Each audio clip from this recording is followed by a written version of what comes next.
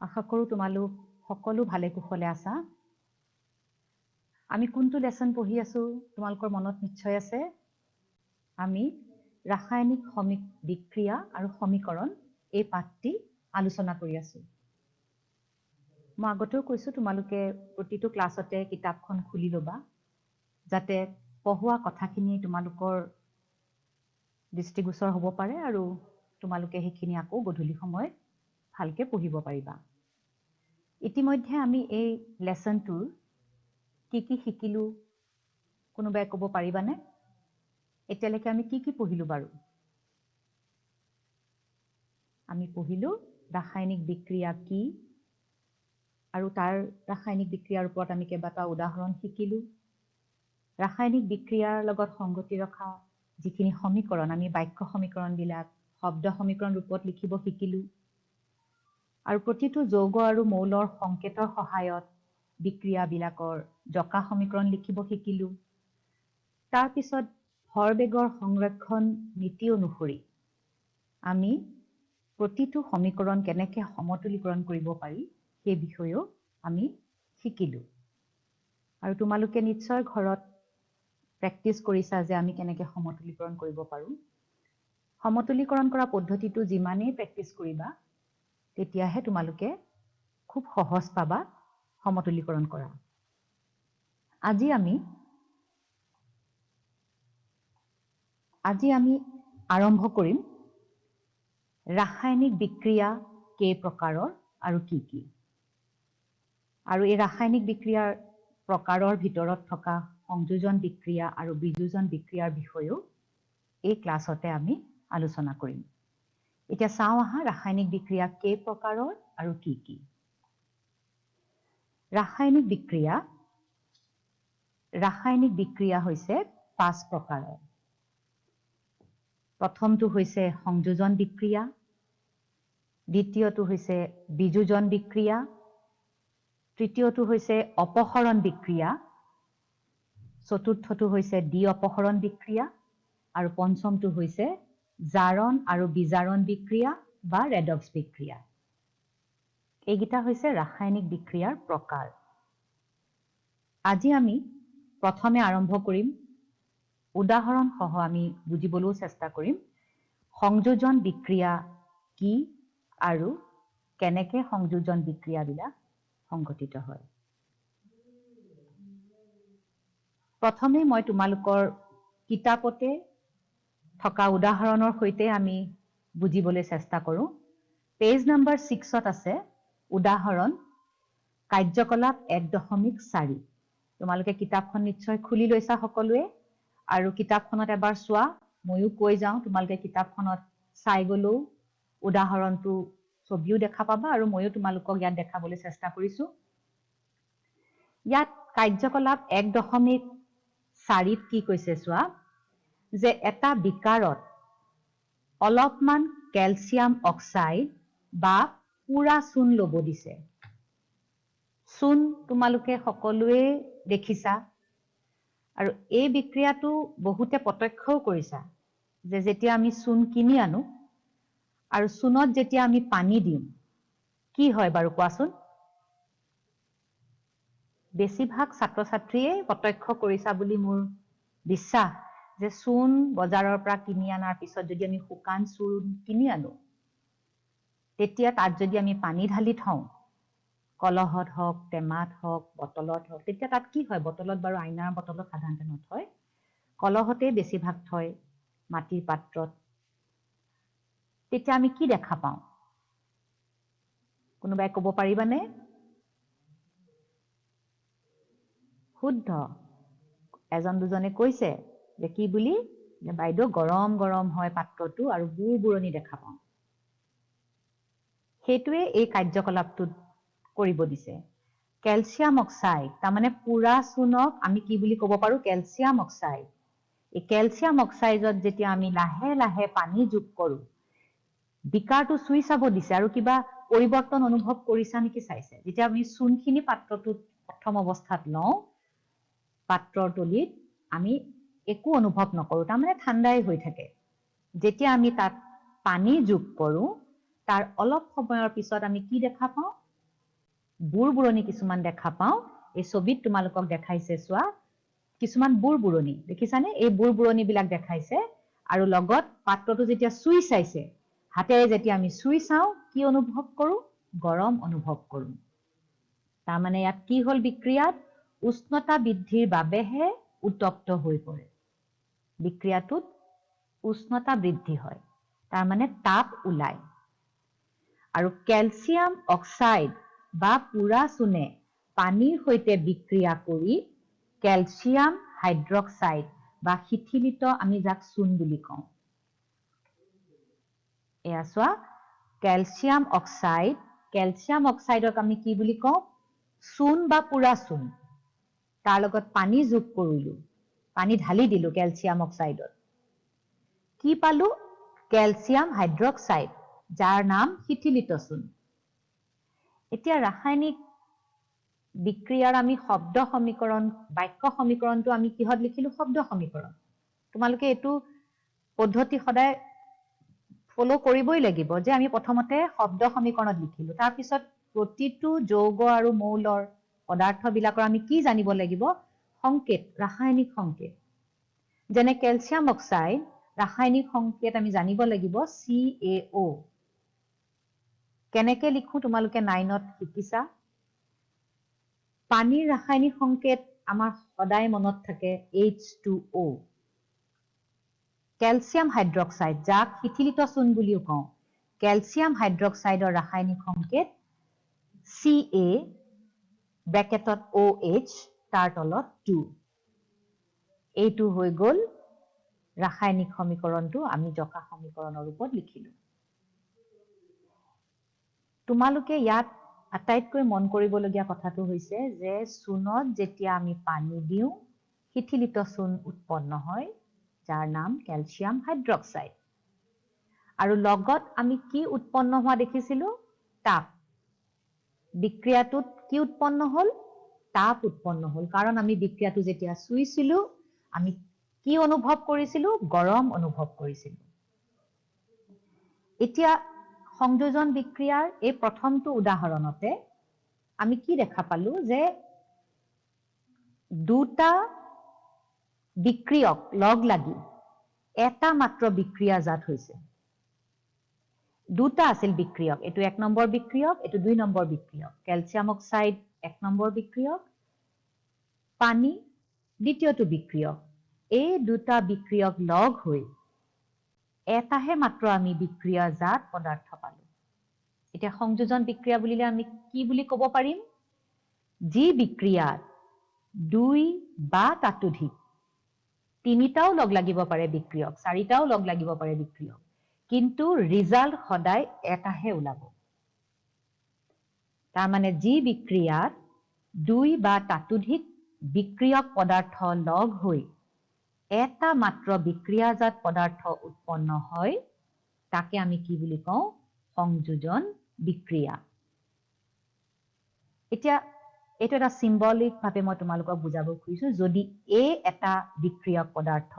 B আন এটা বিক্ৰিয়ক পদাৰ্থ A আৰু B লগ লাগি যাব লগ হৈ এটা মাত্ৰ বিক্ৰিয়াজাত পদাৰ্থ উৎপন্ন হ'ব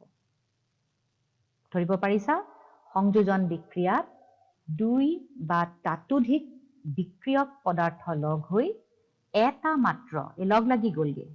A আৰু B বেলেগ বেলেগ আছিল লগ লাগি এটা মাত্ৰ বিক্ৰিয়াজাত পদাৰ্থ উৎপন্ন হৈছে আৰু এনে বিক্ৰিয়াকে আমি কি বুলি কওঁ সংযোজন বিক্ৰিয়া বুলি কওঁ কিতাপতে থকা আৰু দুটা উদাহৰণ মই তোমালোকক বুজাব ওলাইছো তাৰ আগতে এই বিক্ৰিয়াত উৎপন্ন হোৱা ক্যালসিয়াম হাইড্ৰক্সাইড ইয়াৰ এটা গুৰুত্বপূৰ্ণ ব্যৱহাৰ আছে তাৰ বিষয়ে তোমালোকৰ কিতাপতো আছে পেজ নম্বৰ 7ত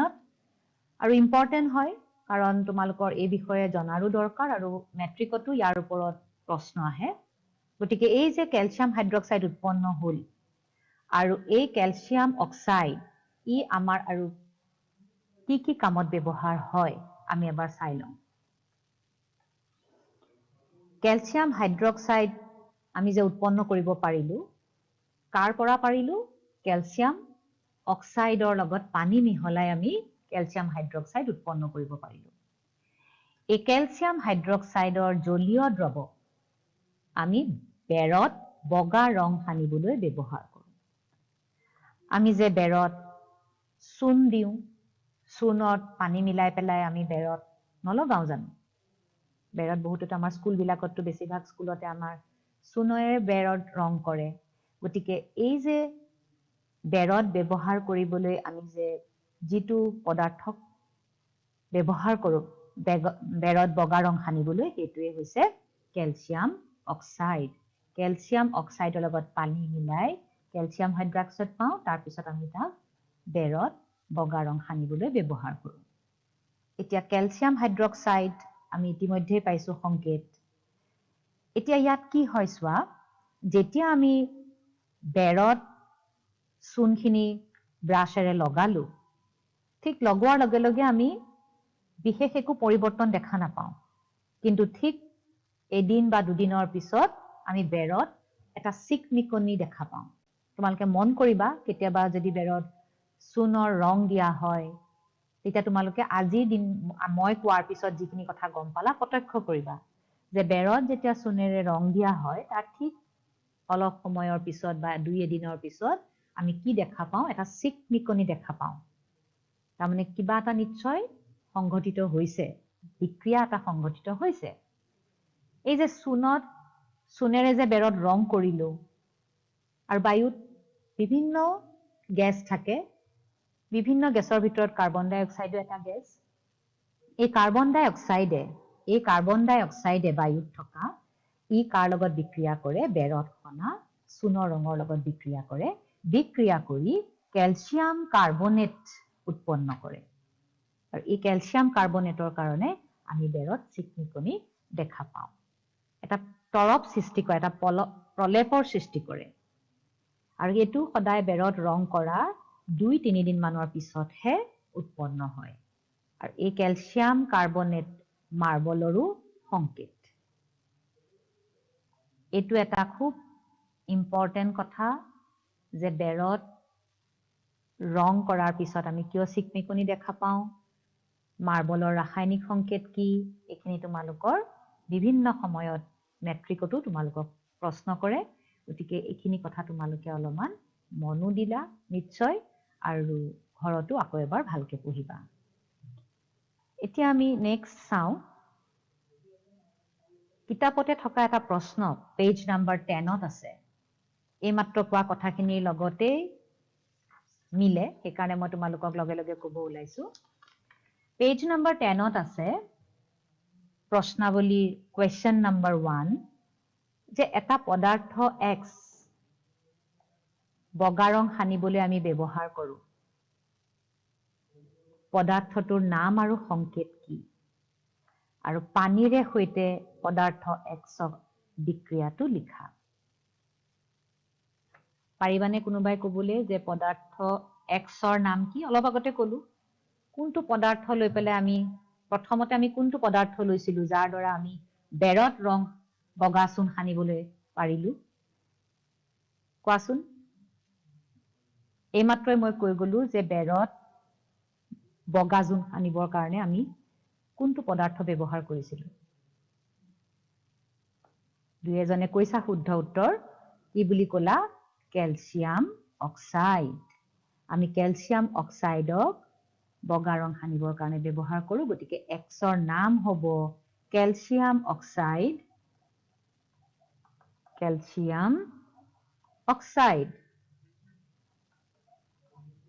আৰু সংকেত কি হ'ব CaO আৰু পানীৰ সৈতে বিক্ৰিয়া কৰিলে আমি কি পাইছিলো ক্যালসিয়াম হাইড্ৰক্সাইড এই বিক্ৰিয়াটো তোমালোকে লিখিবা আৰু এই প্ৰশ্নৰ উত্তৰটো আজি গধূলি তোমালোকে ঘৰত কৰি লবা এতিয়া আমি আন দুটামান উদাহৰণৰ ফালে যাওঁ সংযোজন বিক্ৰিয়াৰ আৰু দুটামান উদাহৰণ হৈছে তোমালোকৰ কিতাপতে আছে এইগিটা উদাহৰণতো কি উৎপন্ন হয় তাপ উৎপন্ন হয় পেজ নাম্বাৰ 7ত আছে সোৱা যে আন এটা উদাহৰণ হৈছে কাৰ্বনে যদি অক্সিজেনৰ লগত বিক্ৰিয়া কৰে বা ইয়াক আমি কি বুলি ক'ব পাৰো কয়লাৰ দহন কয়লা যেতিয়া আমি পুৰো তাপ পাও নে নাপাও পাও কয়লাৰ দহন হলে আমি কি পাও তাপ পাও জুইটো জ্বলে জুই জ্বলা মানে আমি কি পাও তাপ পাইছো তাৰ মানে কাৰ্বন কয়লাত থকা কাৰ্বনে বায়ুৰ অক্সিজেনৰ সৈতে বিক্ৰিয়া কৰি কি উৎপন্ন কৰে কাৰ্বন ডাই অক্সাইড গেছ উৎপন্ন কৰে আৰু আমি তাপ অনুভৱ কৰো দ্বিতীয় উদাহৰণ হৈছে যদি হাইড্ৰোজেন আৰু অক্সিজেন লগ লাগে কি পাও পানীৰ গঠন হয় আমি পানী পাও যদি হাইড্ৰোজেন আৰু অক্সিজেনৰ মাজত বিক্ৰিয়া ঘটে হাইড্ৰোজেনৰ সংকেত আমি জানো অক্সিজেনৰ সংকেতো আমি জানো বহুত সৰুৰে পৰা পাই আহিছো আৰু পানীৰ সংকেতো আমি জানো আমি সুন্দৰভাৱে এনেকে লিখিলো আৰু এই যি তিনিটা বিক্ৰিয়া মই তোমালোকক ক'লো চূনৰ লগত পানী মিলোৱা কাৰ্বনে অক্সিজেনৰ লগত বিক্ৰিয়া কৰা হাইড্ৰোজেনে অক্সিজেনৰ লগত বিক্ৰিয়া কৰা ইয়াত তোমালোকে বিক্ৰিয়াটোৰ লগত আৰু এটা কথা মন কৰিছা প্ৰতিটো বিক্ৰিয়াতে কি উৎপন্ন হৈছে তাপ উৎপন্ন হৈছে তাৰমানে আমি কি মন কৰিছো যে সংযোজন বিক্ৰিয়াত দেখোন তাপ উৎপন্ন হয় এই যে সংযোজন বিক্ৰিয়াত তাপ উৎপন্ন হ'ল আমি কি বুলি ক'ব পাৰো তাপবৰ্জী বিক্ৰিয়া তাপবৰ্জী বিক্ৰিয়া তাৰমানে তাপ ওলাইছে কাক বোলে চোৱা যিবোৰ বিক্ৰিয়াত পদাৰ্থ উৎপন্ন হোৱাৰ লগতে তাপৰো উদ্ভৱ হয় সেইবোৰক আমি তাপবৰ্জী বিক্ৰিয়া বুলি কওঁ সংযোজন বিক্ৰিয়াবোৰো তাপবৰ্জী বিক্ৰিয়াই হ'ল কাৰণ সংযোজন বিক্ৰিয়াৰ এটা এটা উদাহৰণ চাওঁতে আমি দেখা পাইছো তাতে দেখোন তাপ উদ্ভৱ হৈছে গতিকে তাপ উদ্ভৱ হোৱা বিক্ৰিয়াবিলাকে তাপবৰ্জী বিক্ৰিয়া আৰু সংযোজন বিক্ৰিয়াৰ উদাহৰণসমূহ আমি তাপবৰ্জী বিক্ৰিয়াৰ উদাহৰণ হিচাপেও ল'ব পাৰো এটা তাপবৰ্জী বিক্ৰিয়াৰ বা সংযোজন বিক্ৰিয়াৰ আন দুটামান উদাহৰণ হৈছে বিশেষকৈ তাপবৰ্জী বিক্ৰিয়াৰ উদাহৰণ এক হৈছে প্ৰাকৃতিক গেছৰ দহন আৰু দুই হৈছে শ্বসন শ্বাস প্ৰশ্বাস আমি যে উশাহ লওঁ শ্বসন হৈছে আমি কিবা এটা খাদ্য খোৱাৰ পিছত আমাৰ গাত শক্তি আহে কি হয় এই যে আমি খোৱাটো খালো খোৱাৰ লগে লগে হজম প্ৰক্ৰিয়াত খাদ্য বস্তুবিলাক সৰল পদাৰ্থলৈ ভাঙি যায় পেটৰ ভিতৰত খোৱা বস্তুবিলাক সৰু সৰু সৰু সৰু পদাৰ্থলৈ ভাঙি যায় উদাহৰণ স্বৰূপে চোৱা আমি যেতিয়া চাউল ভাত বনাই খালো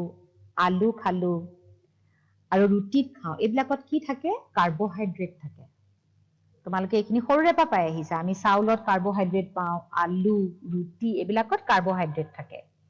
আৰু এই কাৰ্বহাইড্ৰেট বিলাক দেহাত গ্লুকোজলৈ ভাঙি যায় খোৱাৰ পিছত কি হৈ যায় শৰীৰত গ্লুকোজলৈ ৰূপান্তৰিত হয় এই গ্লুকোজ আমাৰ দেহৰ কোষত অক্সিজেনৰ সৈতে লগ হ'লেহে শক্তিৰ যোগান ধৰে গ্লুকোজখিনি কাৰ লগত লগ লাগিব শৰীৰত থকা অক্সিজেনৰ লগত লগ হৈ পেলাই ই আমাক শক্তি দিয়ে আৰু এই বিক্ৰিয়া এই গোটেই প্ৰক্ৰিয়াটোৱে হৈছে নামেই হৈছে শ্বসন শক্তিটো আমি পাইছো বুলি কেতিয়া গম পাম লগতে আমাৰ শৰীৰটো কি হয় খোৱাৰ পিছত আমি গৰম গৰম অনুভৱ কৰো তাৰমানে আমি খোৱা খাদ্যৰ কাৰ্বহাইড্ৰেট গ্লুকোজলৈ ৰূপান্তৰিত হ'ল আৰু সেই গ্লুকোজ আমাৰ শৰীৰত থকা অক্সিজেনৰ সৈতে লগ হৈ পেলাই আমাক কিহৰ যোগান ধৰিলে শক্তিৰ যোগান ধৰিলে ই এক শ্বসন পদ্ধতি ইয়াক শ্বসন বুলি কোৱা হয় আৰু এইখিনিও তোমালোকে নিশ্চয় আগতেও পাইছা এইখিনি কথা আৰু আকৌ এবাৰ আজি সোঁৱৰাই দিলো এইখিনিও তোমালোকে জানি ল'বা যে শ্বসন যিটো আমাৰ শৰীৰত ঘটে সি এক তাপবৰ্জী বিক্ৰিয়াৰ গুৰুত্বপূৰ্ণ উদাহৰণ এতিয়া আমি যাওঁ পিছৰ বিক্ৰিয়াটোলৈ ২ নম্বৰ বিক্ৰিয়াটো কি আছিলে আমি ইতিমধ্যে সংযোজন বিক্ৰিয়াৰ কেইবাটাও উদাহৰণৰ সৈতে শিকিলো সংযোজন বিক্ৰিয়াত দুটা বিক্ৰিয়ক লগ হৈ এটা বিক্ৰিয়াজাত পদাৰ্থ উৎপন্ন হয় লগতে তাপ উদ্ভৱ হয় গতিকে আমি সংযোজন বিক্ৰিয়াসমূহকো তাপবৰ্জী বিক্ৰিয়া বুলি ক'ব পাৰো তাপবৰ্জী বিক্ৰিয়া হৈছে বিক্ৰিয়া এটাত পদাৰ্থ উৎপন্ন হোৱাৰ লগত যদি তাপৰ উদ্ভৱ হয় তেতিয়া আমি তাক কি বুলি কওঁ তাপবৰ্জী বিক্ৰিয়া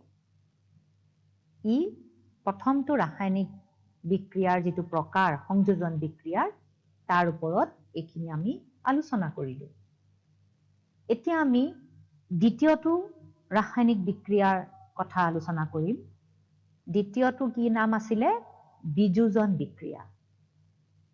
সংযোজন বুলি কওঁতে এনেও মনলৈ আহিছিল যে সংযোগ হৈছে লগ লাগিছে আৰু বিযোজন বিক্ৰিয়া বুলি কোৱাৰ লগে লগে মনলৈ কেনেকুৱা ভাৱ আহে বিযোজন তাৰ মানে ভাং খাই গৈছে এটুত চোৱাচোন আৰু ইয়াৰ ইংলিছৰ নামটো চোৱা ডিকম্পোজিশন ৰিঅ্যাকশন বিযোজন বিক্ৰিয়াত কি হয় যদি দুটা পদাৰ্থ লগ হৈছে তাৰ মানে ধৰা এটা যদি যৌগ আছে এটা পদাৰ্থ যাক আমি বিক্ৰিয়ক বুলি কওঁ দুটা বেলেগ বেলেগ পৰমাণু হ'ব পাৰে লগ হৈ পেলাই এটা যৌগ হ'ল আৰু এই যৌগটো হৈছে এটা বিক্ৰিয়ক ইয়াক তাপৰ দ্বাৰাই হওক পোহৰ শক্তিৰ দ্বাৰাই বিদ্যুৎ শক্তিৰ দ্বাৰাই হওক পোহৰ শক্তিৰ দ্বাৰাই হওক আমি ভাঙিব পাৰো ভাঙিলে দুটা বিক্ৰিয়াজাত পদাৰ্থৰ উৎপন্ন হোৱা দেখা যায় বা আনু তৃতীয়টাও ওলাব পাৰে যদি বিক্ৰিয়ক এটা বিক্ৰিয়ক দুই বা তাতোধিক বিক্ৰিয়াজাত পদাৰ্থলৈ ৰূপান্তৰিত হয় তেতিয়া হলে তেনে বিক্ৰিয়াক আমি কি বুলি কওঁ সংযোজন বিক্ৰিয়া বিযোজন বিক্ৰিয়া সংযোজনত কি হৈছিলে A + B মিলি AB হৈছিলে আৰু বিযোজন বিক্ৰিয়াত কি হৈছে AB ৰ পৰা আমি কি পাইছো A আৰু B দুটা পৃথক পৃথক পদাৰ্থলৈ ৰূপান্তৰিত হ'ল ধৰিব পাৰিছা বিযোজন বিক্ৰিয়াত বিক্ৰিয়ক পদাৰ্থ ভাঙি গৈ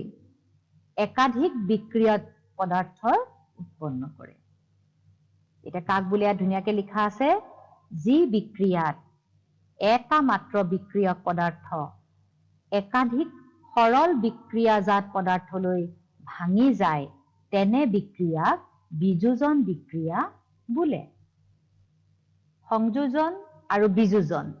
দুইটাৰে মাজত পাৰ্থক্যও ধৰিব পাৰিছা এটাত লগ হয় আৰু আনটোত বিক্ৰিয়ক পদাৰ্থ ভাঙি যায় উদাহৰণ দিলে ডেফিনেটলি তোমালোকে বুজিবলৈ সহজ হ'ব তাৰ আগতে মই যে অলপ আগতে ক'লো যে বিযোজন হ'বলৈ হলে এটা পদাৰ্থ বা বিক্ৰিয়কবোৰ ভাঙিবলৈ হলে তাকটো কিবা এটা দিব লাগিব বাহিৰৰ পৰা আমি যিকোনো এটা বস্তু ভাঙোতে কেতিয়াবা শক্তি প্ৰয়োগ কৰো কেতিয়াবা তাত তাপ দিওঁ বিযোজন বিক্ৰিয়াৰ ক্ষেত্ৰতো একে বিযোজন বিক্ৰিয়া আমি তিনি প্ৰকাৰৰে সংঘটিত কৰিব পাৰো এক তাপীয় বিযোজন য'ত আমি তাপ শক্তি প্ৰয়োগ কৰো বিক্ৰিয়ক এটা ভাঙিবৰ কাৰণে আমি কি শক্তি প্ৰয়োগ কৰিম তাপ শক্তি দ্বিতীয়টো হৈছে বৈদ্যুতিক বিযোজন তাত আমি কি শক্তি প্ৰয়োগ কৰিম বিদ্যুৎ শক্তি প্ৰয়োগ কৰি আমি পদাৰ্থটো ভাঙিম তৃতীয়টো হৈছে আলোকীয় বিযোজন য'ত আমি কি শক্তি ব্যৱহাৰ কৰিম পোহৰ শক্তি তাৰ মানে এই তিনি প্ৰকাৰৰে আমি বিযোজন বিক্ৰিয়া এটা সংঘটিত কৰিব পাৰো তাৰ মানে বিক্ৰিয়কৰ পৰা আমি কেইবাটাও বিক্ৰিয়াজাত পদাৰ্থ উৎপন্ন কৰিব পাৰো এতিয়া উদাহৰণলৈ যাওঁ হা প্ৰথমটো উদাহৰণ পেজ নম্বৰ 8ত আছে কিতাপখন খুলি তো লৈ চাই পেজটো উলিয়াই লোৱা পেজ নম্বৰ 8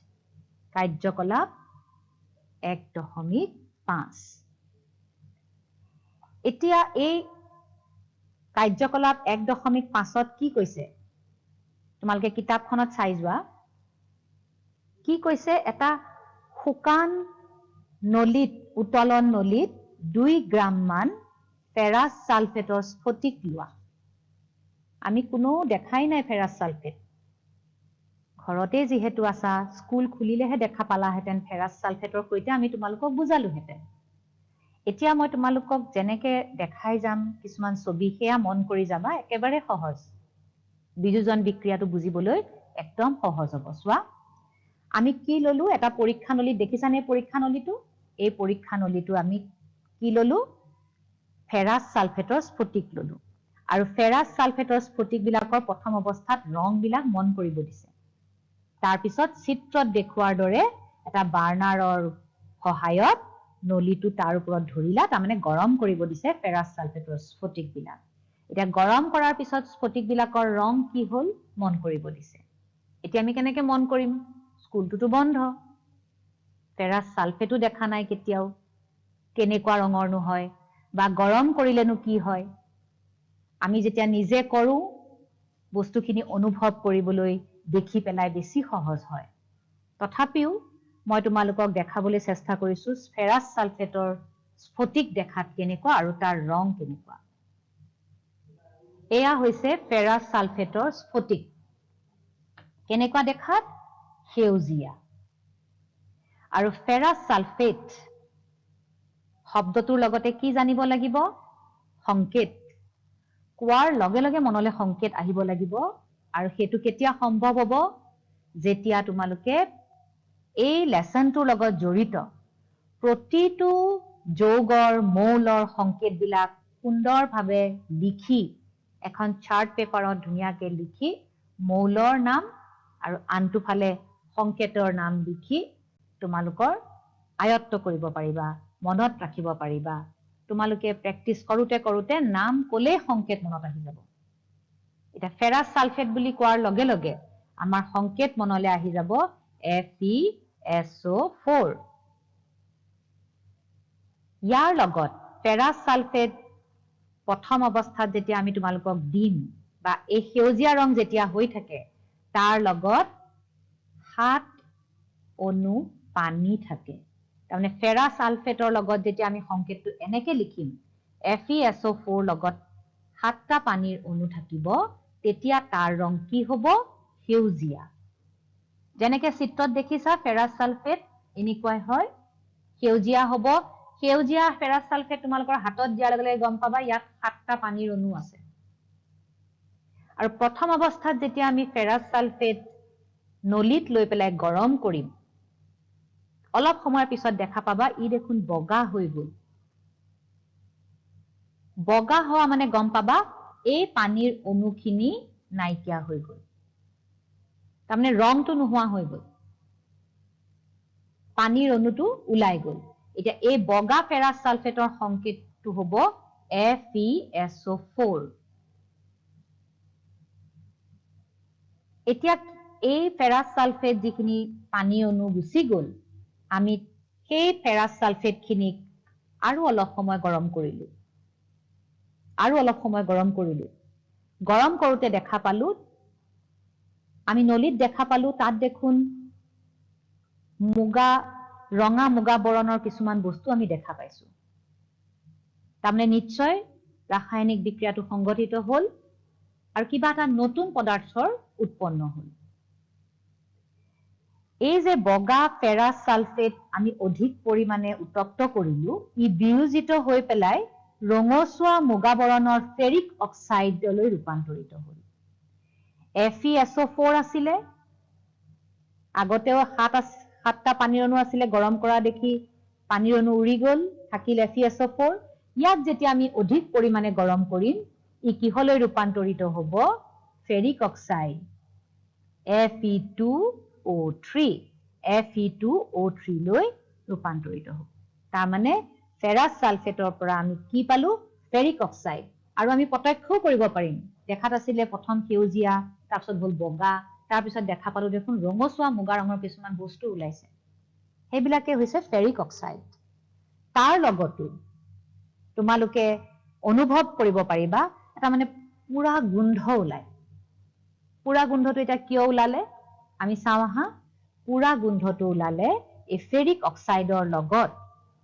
কি ওলাই সালফাৰ ডাই অক্সাইড আৰু সালফাৰ ট্ৰাই অক্সাইড এই সালফাৰৰ কাৰণে আমি কি গোন্ধ পাওঁ পুৰা গোন্ধ পাওঁ বিক্ৰিয়াটো কৰিবলৈ খুবেই ভাল লাগে কিন্তু এতিয়া আমাৰ যেহেতু কোনো উপায় নাই গতিকে আমি এনেকেই বুজিব লাগিব যে ফেৰাছ সালফেটটো যেতিয়া আমি গৰম কৰিলো আছিল কেইটা এটা মাত্ৰ বিক্ৰিয়ক আছিলে মন কৰিছা ইয়াক গৰম কৰাৰ লগে লগে আমি অলপ দেৰিৰ পিছত 3টা বিক্ৰিয়া জাত পালো ফেৰিক অক্সাইড, সালফাৰ ডাই অক্সাইড আৰু সালফাৰ ট্ৰাই অক্সাইড। ফেৰাছ সালফেটৰ ৰং সেউজীয়া আছিলে, গৰম কৰোঁতে অলপ সময়ৰ পিছত আমি দেখা পালো বগা হ'ল। বগা ফেৰাছ সালফেটক যেতিয়া আমি আৰু গৰম কৰিলো, আমি তিনিটা বিক্ৰিয়াজাত পদাৰ্থ পালো। ইয়াৰ ৰং ৰঙচুৱা মুগা। তোমালোকে তেতিয়া ধৰিবও পাৰিলা যে তিনিটা বেলেগ বেলেগ পদাৰ্থৰ উৎপন্ন হ'ল। আন এটা উদাহৰণ চাওঁ আহা। এই যে ক্যালসিয়াম কাৰ্বনেট, এই উদাহৰণো তোমালোকৰ পেজ নাম্বাৰ 8 আছে। আমি যে পাইছিলো ক্যালসিয়াম কাৰ্বনেট মাৰ্বলৰ ৰাসায়নিক সংকেত ক্যালসিয়াম হাইড্ৰক্সাইডৰ কাৰ্বন ডাই অক্সাইডৰ লগত বিক্ৰিয়া কৰিলে আমি কি পাইছিলো? Calcium carbonate. সেই ক্যালসিয়াম কাৰ্বনেট যদি আমি গৰম কৰি দিওঁ, ক্যালসিয়াম কাৰ্বনেট যদি আমি গৰম কৰো, আমি কি পাম? পুৰা চূণ পাম আকৌ। আৰু লগত কি ওলাব? কাৰ্বন ডাই অক্সাইড। এতিয়া আমি এই যে তিনটা বিক্ৰিয়া ইতিমধ্যে পঢ়িছো, প্ৰত্যেকতে তোমালোকে কি মন কৰিছা? সকলো বিক্ৰিয়া সংঘটিত হ'বৰ কাৰণে কি দিব লগা হৈছে? সকলোতে কি দিব লগা হৈছে? তাপ প্ৰয়োগ কৰিব লগা হৈছে। ফেৰাছ সালফেটতো তাপ প্ৰয়োগ কৰিলো। এতিয়া ক্যালসিয়াম কাৰ্বনেটৰ ক্ষেত্ৰতো তাপ প্ৰয়োগ কৰিলো। আৰু এটা উদাহৰণ কিতাপত আছে, চাই লওঁ। ইয়াত কি কৰিছে চোৱা। তোমালোকৰ এইটো আছে পেজ নাম্বাৰ 8তে। পেজ নাম্বাৰ 8তে আছে যে লেড নাইট্ৰেটৰ অলপমান পাউডাৰ লৈছে। পৰীক্ষা নলীতে লেড নাইট্ৰেটৰ পাউডাৰ লৈছে। লেড নাইট্ৰেটৰ পাউডাৰটো চোৱা দেখাত কেনেকুৱা? বগা। মন কৰিছানে? লেড নাইট্ৰেটৰ পাউডাৰটো দেখাত কেনেকুৱা? বগা। এই লেড নাইট্ৰেটৰ পাউডাৰটো আমি এটা নলীত ললো, চেপেনাৰ সহায়ত নলীটো আমি ধৰিলো। কিতাপখন চাই যাবা। যদি তোমালোকে টিভিত ভালকে প্ৰত্যক্ষ কৰিব পৰা নাই, কিতাপখন চাই যাবা। পেজ নাম্বাৰ 8ত আছে, কাৰ্যকলাপ 1.6। এডাল চেপেনাৰ সহায়তে পৰীক্ষা নলীত আমি কি ললো? লেড নাইট্ৰেট দ্ৰৱ আমি ললো। লেড নাইট্ৰেটৰ আমি পাউডাৰ ললো আৰু ইয়াক আমি গৰম কৰিলো। তাৰমানে তাপ দিব লগা হ'ল আকৌ। কি নিশ্চয় তাপ দিয়াৰ লগে লগে কি হৈ যাব? লেড নাইট্ৰেটটো ভাঙি যাব। আৰু আমি কি পাম চাম? লেড নাইট্ৰেটৰ বগা পাউডাৰ উত্তপ্ত কৰিলে ই মুগা বৰণীয়া লেড অক্সাইড আৰু নাইট্ৰজেন ডাই অক্সাইডৰ মুগা বৰণৰ তীব্ৰ ধোঁৱা উৎপন্ন কৰে। লগত কি ওলাই? অক্সিজেন গেছ ওলাই। মই তোমালোকক ইয়াত দেখাইছো চোৱা। যেতিয়া আমি লেড নাইট্ৰেট গৰম কৰো, পৰীক্ষা নলীৰ মূৰেদি এনেকে তোমালোকৰ মুগা বৰণৰ ধোঁৱা ওলাই। আৰু ধোঁৱাও অলপ নোলায়, সৰহকে ধোঁৱা ওলায়, তীব্ৰভাৱে ধোঁৱা ওলায়। বিক্ৰিয়াটো চোৱা। এয়া লেড নাইট্ৰেট গৰম কৰিলো। গৰম কৰাৰ লগে লগে লেড অক্সাইড পালো, ইও মুগা ৰঙৰ। নাইট্ৰজেন ডাই অক্সাইড, ই মুগা বৰণীয়া ধোঁৱা হৈ ওলালে, অলপ আগতে দেখালো। আৰু লগত কি ওলালে? অক্সিজেন। এতিয়া আমি এই তিনিওটা বিক্ৰিয়াৰ পৰা কি গম পালো? যে তাপ শক্তিৰে সংঘটিত বিক্ৰিয়াক তাপীয় বিযোজন বিক্ৰিয়া বুলি কোৱা হয়। তাৰমানে এই তিনিওটা বিক্ৰিয়া আমি কিহেৰে সংঘটিত কৰিলো? তাপ শক্তিৰে সংঘটিত কৰিলো। এতিয়া আৰু এটা কি পাইছিলো? বৈদ্যুতিক বিশ্লেষণ বা বৈদ্যুতিক শক্তিৰে আমি যিখিনি পাম, বিযোজন বিক্ৰিয়া যিখিনি সংঘটিত কৰিম। বিদ্যুৎ শক্তিৰে সংঘটিত বিযোজন বিক্ৰিয়াক বৈদ্যুতিক বিশ্লেষণ বুলি কোৱা হয়। উদাহৰণ হৈছে চোৱা, আমি এলুমিনিয়াম অক্সাইড ল'ব লাগিব, যি গলিত অৱস্থাত থাকে। এলুমিনিয়াম অক্সাইডক মাজেদি যদি আমি বিদ্যুৎ প্ৰবাহিত কৰো, ই ভাঙি যায়। এলুমিনিয়াম অক্সাইড ভাঙি যায়। কি কি উৎপন্ন হয়? এলুমিনিয়াম উৎপন্ন হয় আৰু এটি উৎপন্ন হয় অক্সিজেন। এলুমিনিয়াম অক্সাইড গলিত অৱস্থাত থকা এলুমিনিয়াম অক্সাইডক আমি লৈ তাৰ মাজেদি বিদ্যুৎ প্ৰবাহিত কৰিলে এলুমিনিয়াম উৎপন্ন হয় আৰু অক্সিজেন উৎপন্ন হয়। তাৰ মানে ই ভাং খাই গ'ল। বিযোজন সংঘটিত হ'ল। কাৰ সহায়ত? বিদ্যুতৰ সহায়ত। বিদ্যুৎ শক্তিৰে সংঘটিত কৰিব লগা হৈছে। কিতাপত আছে আন এটা উদাহৰণ তোমালোকৰ পেজ নাম্বাৰ 9 কাৰ্যকলাপ 1.7 ইয়াত পানীৰ মাজেদি বিদ্যুৎ প্ৰবাহিত কৰিছে মানে পানীৰ বিদ্যুৎ বিশ্লেষণ কৰিলে পানী ভাং খাই পেলাই কি হলে ৰূপান্তৰিত হয় হাইড্ৰোজেন আৰু অক্সিজেনলৈ ৰূপান্তৰিত হয় পানী সোৱা বিদ্যুৎ বিশ্লেষণৰ দ্বাৰা সংগঠিত কৰি হাইড্ৰোজেন পালো আৰু অক্সিজেন পালো চিত্ৰত তোমালোকৰ কিতাপত ধুনীয়াকে আছে মই আন এটি ছবিৰ সহায়ত বুজাব চেষ্টা কৰিছো এয়া সোৱা পানী বেটাৰীৰ সহায়ত ইয়াৰ মাজেদি বিদ্যুৎ প্ৰবাহিত হৈছে আৰু ইয়াত দুটা দণ্ড এটা হৈছে এনড এফালে হৈছে ক্যাথড এনডত আমি অক্সিজেন উৎপন্ন হোৱা দেখা পাম আৰু ক্যাথডৰ ফালে আমি হাইড্ৰোজেন উৎপন্ন হোৱা দেখা পাম এটো হৈছে পানীৰ বিদ্যুৎ বিশ্লেষণৰ প্ৰক্ৰিয়া যে পানীৰ মাজেদি আমি যেতিয়া বিদ্যুৎ প্ৰবাহিত কৰো সজুলিৰ দ্বাৰা পৰীক্ষাৰ দ্বাৰা তেতিয়া আমি অক্সিজেন পাম এনডৰ ফালে আৰু হাইড্ৰোজেন পাম ক্যাথডৰ ফালে আৰু এনড আৰু ক্যাথডৰ বিষয়ে তোমালোকে পদাৰ্থ বিজ্ঞানত নিশ্চয় পঢ়িছা আৰু যদি তোমালোকৰ কিবা কাৰণত মনত নাই তেতিয়ালে তোমালোকে এবাৰ সেই পেজ কেটা বা সেই লেসন কেটা আকৌ এবাৰ পঢ়ি লবা ক্লাস 9 তো আছিল শেষৰ এটা উদাহৰণ মই দিও এই উদাহৰণটো হৈছে যেটো আমি কৈছিলো পোহৰ শক্তিৰে আমি ৰাসায়নিক বিক্ৰিয়া বিলাক সংগঠিত কৰিব পাৰো মানে বিযোজন বিক্ৰিয়া আমি আন এটা শক্তিৰে পাৰো ভাঙি দিবলে হেয়া হৈছে পোহৰ শক্তি যাক আমি কি বুলি কওঁ আলোকীয় বিযোজন তাৰমানে পোহৰ শক্তিৰে যদি আমি বিযোজন বিক্ৰিয়া এটা সংগঠিত কৰো তাক আমি আলোকীয় বিযোজন বুলি কওঁ পেজ নাম্বাৰ 9ত আছে কাৰ্যকলাপ 1.9 কিতাপখন লগতে চাই যাবা মই কোৱাৰ লগে লগে এখন চিনামাটিৰ থালত কি লৈছে 2 গ্ৰাম মান সিলভাৰ ক্লোৰাইড আৰু সিলভাৰ ক্লোৰাইডৰ ৰং প্ৰথম অৱস্থাত কি আছিল আমি চাম তাক সূৰ্যৰ পোহৰত ৰাখি থৈছে তেতিয়া সূৰ্যৰ পোহৰত ৰাখি থলে আমি কি পাম পোহৰ শক্তি তাৰ পিছত সিলভাৰ ক্লোৰাইডৰ ৰং চাব দিছে এতিয়া আমি স্কুল থাকা হলে আমি সিলভাৰ ক্লোৰাইড চিনামাটিৰ থালত থৈ দিলু হেতেন আমি দেখা পালু হেতেন সিলভাৰ ক্লোৰাইডৰ তেতিয়া আমি থৈ দিম সূৰ্যৰ পোহৰত তেতিয়ালে সিলভাৰ ক্লোৰাইড ভাং খাই যায় কি উৎপন্ন হয় সিলভাৰ আৰু ক্লোৰিন মই আগতেও কৈছো লগে লগে সংকেত লিখি যাব লাগিব সিলভাৰ ক্লোৰাইড মানে AgCl ই প্ৰথম অৱস্থাত বগা ৰঙৰ হয় সোৱা ইয়াত দেখাবলে ধৰিব পাৰিছা নাই গম নাপাও মই এটো সংগ্ৰহ কৰিবলৈ চেষ্টা কৰিছিলো যেহেতু আমি তোমালোকক এতিয়া প্ৰত্যক্ষভাৱে দেখাব পৰা কোনো সুবিধা নাই সিলভাৰ ক্লোৰাইড দেখাত বগা ৰঙৰ তাক যেতিয়া আমি সূৰ্যৰ পোহৰত থৈ দিম ই লাহে লাহে লাহে লাহে একদম মটিয়া ৰঙলৈ পৰিণত হয় তাৰমানে সিলভাৰ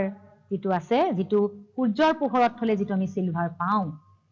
সিলভাৰ ক্লোৰাইড সূৰ্যৰ পোহৰত থলে যেটো সিলভাৰ পাওঁ ই দেখাত এনেকুৱা হয় মটিয়া ৰঙৰ লগতে কি উলাই ক্লোৰিন গ্যাস উলাই এই যে SSG মনত আছে নে লাষ্ট ক্লাছত কৈছিলো এইবিলাক পদাৰ্থৰ ভৌতিক অৱস্থা আৰু এইবিলাক তোমালোকে কাখত লিখি যাব লাগিব তেতিয়াহে তোমালোকে গম পাবা যে পদাৰ্থৰ ভৌতিক অৱস্থাৰ কি পৰিৱৰ্তন হয় গতিকে আমি আজিলে ইমানখিনিতে সামৰো কেবাটা উদাহৰণ শিকিলো আৰু উদাহৰণৰ সৈতেহে তোমালোকৰ এইখিনি সম্ভৱ শিকাটো অকল আমি কোলেই ধৰিব নোৱাৰো যে বিযোজন বিক্ৰিয়া কি সংযোজন বিক্ৰিয়া কি সেই কাৰণে তোমালোকৰ কিতাপখনত যথেষ্ট কাৰ্যকলাপ আছে কাৰ্যকলাপখিনি বুজি পালে আৰু তাৰ প্ৰায় বহুত প্ৰশ্ন আহে কাৰ্যকলাপখিনি বুজি পালে তোমালোকে সহজে বুজিব পাৰিবা ৰাসায়নিক বিক্ৰিয়াবিলাকৰ কথা আৰু আজি যিখিনি তোমালোকক বুজালো এইখিনি তোমালোকে অলপমান আজি আকৌ ঘৰত পঢ়িবা যাতে তোমালোকৰ আয়ত্ত কৰিবলৈ সহজ হয়